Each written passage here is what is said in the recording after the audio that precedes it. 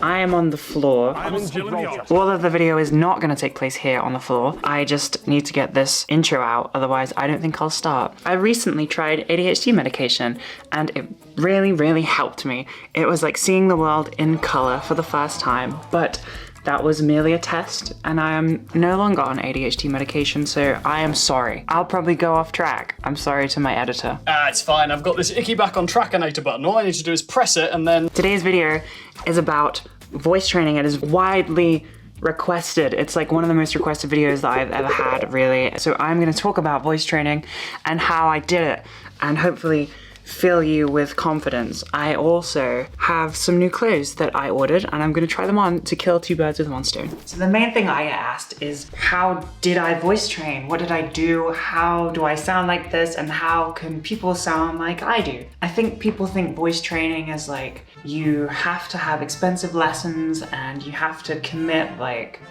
6 months to a year of your life where you kind of train every day and you have to do exercises that can be quite complicated, but I didn't have that experience. I did it in my own little unique way.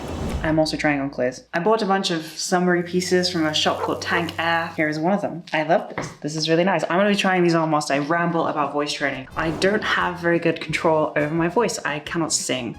So if you think that you need like a perfect singing voice to be able to voice train, you definitely do not. I was really worried about that. And I was worried that because I couldn't hit high notes or any notes, that I wouldn't actually be able to have a feminine voice, but it turns out it doesn't matter. I used a YouTube creator to voice train. I use Trans Voice Lessons on YouTube. If you haven't seen them, go to Trans Voice Lessons. I think they do like either a website or Patreon or something, but they're awesome. I use their videos to help with the kind of technique that you need to voice train, because you do need to learn something.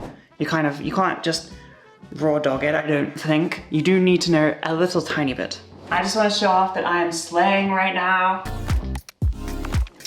Queen. God, that was cringe. I learned how to raise my larynx, which is where, I don't know how to explain it better than that. I already explained it in the sentence.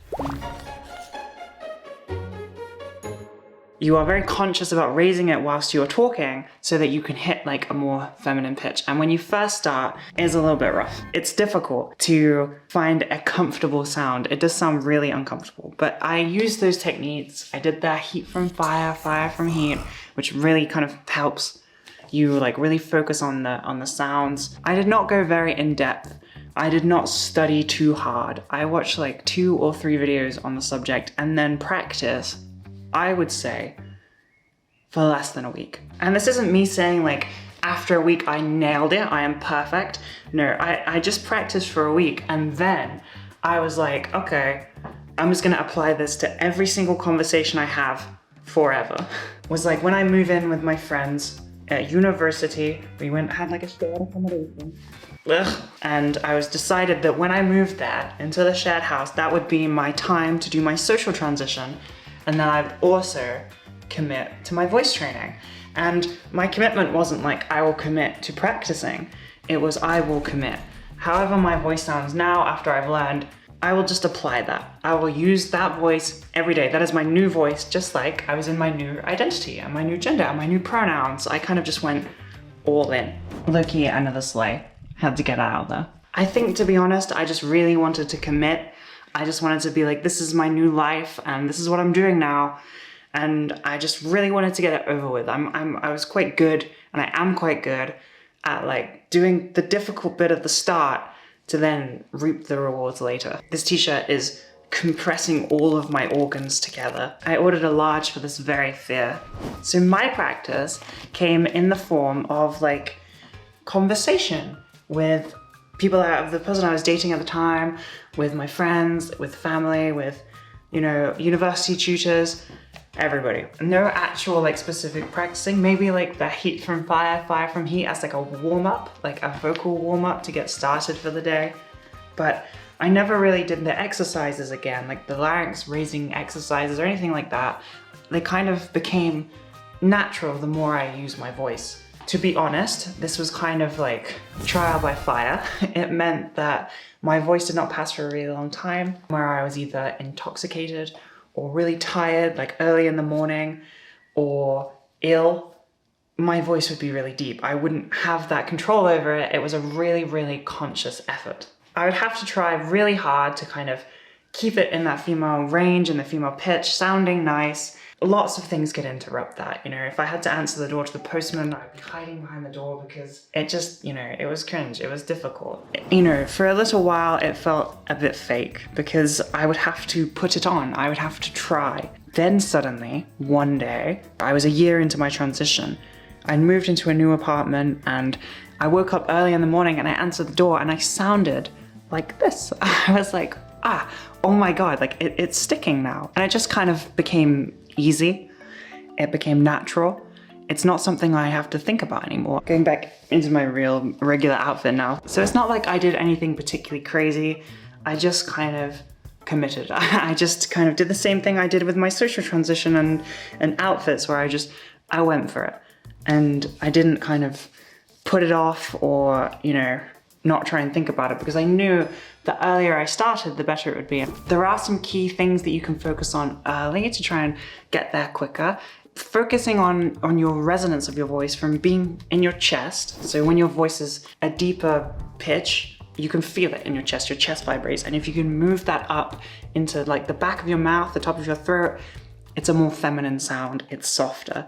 Another thing to add to really kind of make your voice sound much more feminine, much more quickly, is fluctuating pitch. So the opposite of like a monotonous flat voice, you kind of, you know, you go up and down in your speech and that can make you sound a lot more feminine. If I'm in a stressful situation outside where I want to kind of really hardcore pass, I will focus on fluctuating my voice and going higher at the end of my sentences and like, you know, really making sure that I'm like, hi, how are you? Are you okay? And really making it on the top of my throat and mouth and yeah, but when I'm at home, I'm kind of like, sometimes like, yeah, I'm okay, thank you, how are you?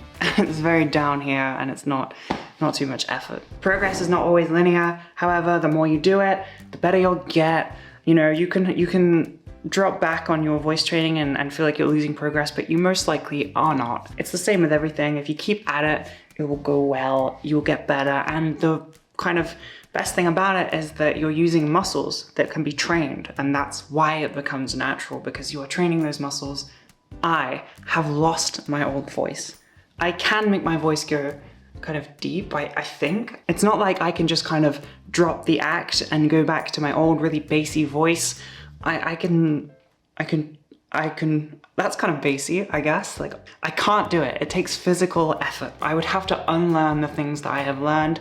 My old voice is dead. If you do like your original voice, you have to practice that. You'll have to practice both ends of the spectrum and be able to like have the deep bassy and that, you know, softer, like more feminine pitch. But if you don't care, that's great news. I didn't care. I'm happy to be like this. I love my voice. I don't know enough about voice training, so you really should check out like Trans Voice Lessons or other creators that can actually teach you the real technical stuff that I don't know. But that is what I did, and hopefully this helps you realize that it's maybe not quite as complicated as you thought, and you could have a good chance at doing it. Thank you for watching me try on a bunch of stuff. You were a helpful guest, and I agree with all of your takes on the pieces. Also, if you didn't know, sometimes I make comics. Mine are currently out of print, but they will be back in our online store soon, hopefully soon. But if you like smut, I did a guest cover for the new Penthouse comics. So Penthouse is like an adult magazine. Penthouse Comics is like a comic version of that magazine. And I did a little guest cover, a little big icky guest cover, which is cute. And you can buy that in stores like right now. So if you wanted. You guys are the best. I really appreciate it. Last fit check. We got a little bit of a little slutty slit going on here. Summer vibes, even though it's raining outside. Amazing. See you next time. Watch me get medicated and these videos be like 4-hour, incredibly researched, monotonous essays on gender struggles.